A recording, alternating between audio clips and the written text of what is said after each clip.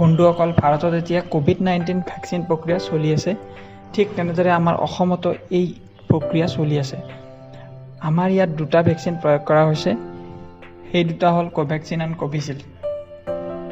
Covaxin vaccine হায়দৰাবাদৰ Bharat biotech international limited কোম্পানীটোৱে Indian council of medical research অৰ্থাৎ ICMR আৰু নেশ্যনেল ইনষ্টিটিউট অফ ভিৰ'লজি অৰ্থাৎ NIVৰ সহায় লৈ ডেভেলপ কৰিছে।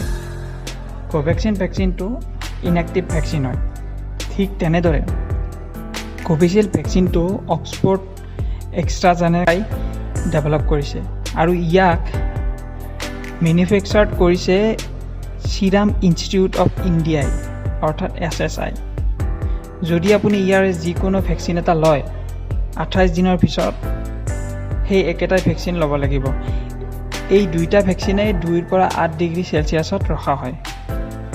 1 মে'ৰ পৰা 18 বছৰৰ সকলোকে এই ভেকচিন প্ৰদান কৰিব বুলি চৰকাৰে ঘোষণা কৰিছে। ইতিমধ্যে আৰোগ্য সেতুত 28 তাৰিখৰ পৰা যোৱাকালি 28 তাৰিখৰ পৰা 4টা বজাত ৰেজিষ্ট্ৰেশ্যন প্ৰক্ৰিয়া আৰম্ভ হৈছে। মোৰ ডেছক্ৰিপশ্যনত এই এপটোৰ লিংক দিয়া আছে। এপটো ডাউনলোড কৰি সোনকালে সকলোৱে ৰেজিষ্ট্ৰেশ্যন কৰি লওক।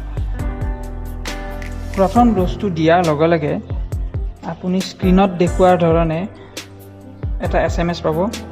তাৰ পৰা সেই মেছেজটোৰ পৰা চাৰ্টিফিকেট লিংক এটা দিয়া আছে। সেই চাৰ্টিফিকেট লিংকৰ পৰা আপুনি চাৰ্টিফিকেটখন ডাউনলোড কৰি ল'ব।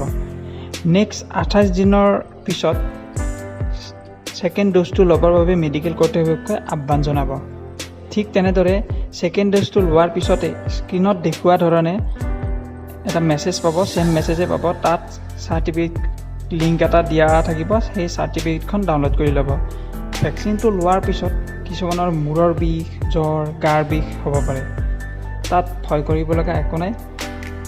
যদিহে বেছিকৈ হয় তেতিয়া আপুনি ডক্তৰৰ ওচৰত কনচাল্ট কৰিলে হ'ল।